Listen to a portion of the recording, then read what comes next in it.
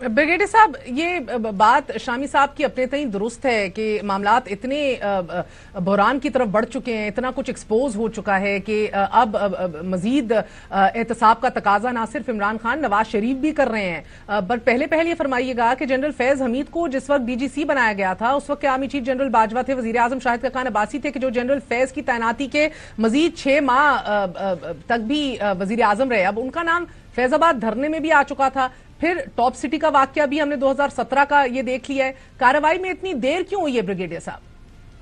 देखें, उस वक्त प्रॉपर तरीके से टॉप सिटी की डिटेल नहीं आई। ये तो ज्यादा अगर आप देखें तो 1-1.5 साल पहले जब चीफ जस्टिस पाकिस्तान ने इंक्वायरी पुटअप हुई है, then he did not agree, सेट के ना फौज को अपने अदारे को आप इनको देखना चाहिए, इंक्वायरी करनी चाहिए।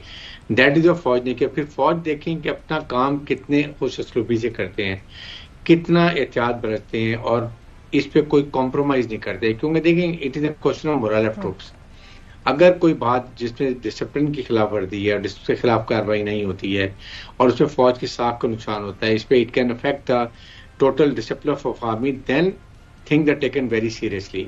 और जब इन टॉप सिटी इंक्वायरी के बाद फिर जाहिर है कि 2 साल में आपने कोई पॉलिटिकल एक्टिविटी में हिस्सा नहीं लेना होता और इतनी सेंसिटिव अपार्टमेंट जो होती हैं जिन पे आप इतने उहदों पर कायम होते हैं, वो जब रिटायर होते हैं, आई एम श्योर कि मुझे क्लियर नहीं लेकिन जरूर सर्वेलेंस होती होगी कि रिटायरमेंट के बाद 1 साल, 1.5 साल, 2 साल 2012 में वाकया रूनुमा होता है। पिछले साल ये दरख्वास्त दायर की जाती है तो ये सर्वेलेंस हो रही थी ऑल दिस टाइम, यू से, but may be because he was so connected and deeply entrenched in the system तो काम नहीं हुआ या पेशरफ्त नहीं हुई।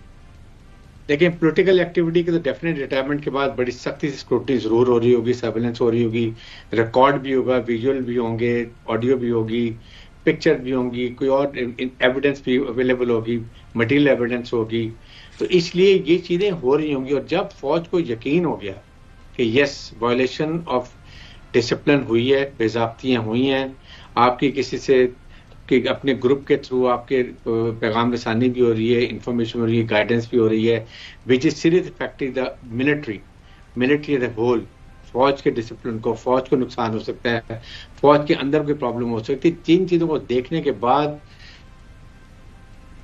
बहुत सोच समझ के प्रॉपर पॉसिबल एविडेंस अवेलेबल करके फिर फैसला किया गया। वो भी इस एक इंक्वायरी ने प्रॉपर रिकमेंड किया होगा विद ऑल अवेलेबल एविडेंस।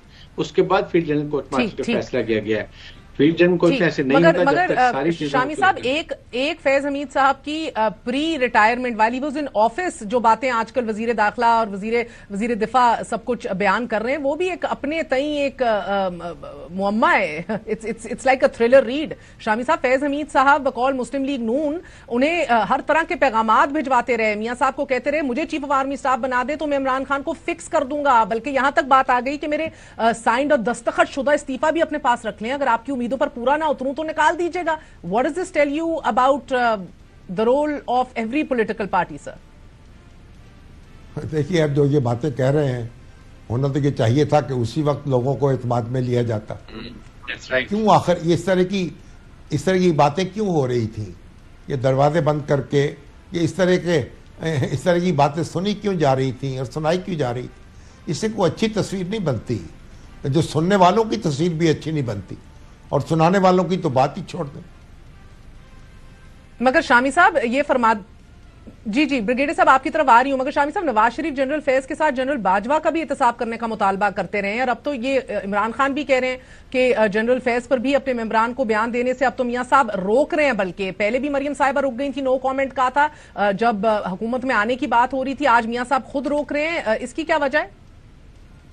देखिए, जब फौज ने कार्रवाई शुरू कर दी है और फौज एक बड़ा जिम्मेदार अदारा है हमारा, बल्कि हमारा सबसे, मैं समझता हूँ इस वक्त तो बावकार अदारा है और हमारी जो सिक्योरिटी है उसका ज़ामन है, तो फिर उसमें क्या साराइयाँ करना और उसमें कोई खुद मुस्लिम लीग नून के जो रहनुमा हैं उनको भी चाहिए कि वो अपने लीडर को फॉलो करें और उनकी हदायत की पैरवी करें। इस वक्त जो मेरा ख्याल है कि कोई ना जलती पे तेल छिड़कने की ज़रूरत है, ना पानी फेंकने की ज़रूरत है, बस देखने की ज़रूरत है। जो हक़ाइक़ सामने आएंगे और नताइज मुरतब होंगे, उसके बाद जायज़ा भी लिया जाएगा।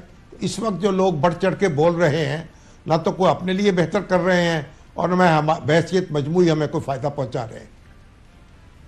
ٹھیک، مگر بریگیڈیئر صاحب وہ اپنے لیے بھی مشکلات اور فائدہ بھی کوئی نہیں پہنچ رہا، مگر جو پری ریٹائرمنٹ ان کی سرگرمیاں تھیں ان پہ نظر نہیں دوڑائی جائے گی as of right now, if I am correct sir. اور یہ بتا دیجیے گا کہ D G I S P R اپنی متعدد پریس کانفرنسوں میں 9 میں کوئی ایک پری پلانڈ اور منظم پلاننگ کے تحت کی جانے والی ایک سازش قرار دے چکے ہیں. وزیر اعظم شہباز شریف بھی 9 میں کو آرمی چیف کے خلاف ایک سازش سے تعبیر کرتے آئے ہیں.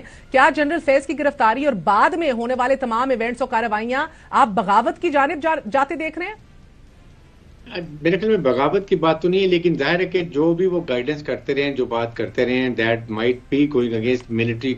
ہم بات کر رہے ہیں اپنے ملٹری کے. دیکھیں ملٹری جب اپنا ڈسپلن کرتی ہے کسی کے خلاف کرتی ہے، they don't get dictation from anyone. The political leaders کی ویکنس یہ ہے کہ they are not strong, they don't have the confidence of people of Pakistan. When they are brought in power, they don't deliver and they don't come up to expectation of people of Pakistan. That is یہ weakness ہے. آپ کا کیوں نہ اتنا system strong ہو کہ nobody should look towards army کی طرف، عوام نہ دیکھیں، آپ کے پالیٹیشین میں دیکھیں ڈفرینٹ پارٹیز کے. یہ سسٹم کو یہ کام ہے. اب اس وقت فوج نے ایگزامپل کر دی، فوج نے ایک سیٹ کر دیا کہ جی ہم تو اپنا یہ کام کریں. Now it is up to you, please put your house in order also. Judiciary کے لیے بھی اور گورنمنٹ کے لیے بھی.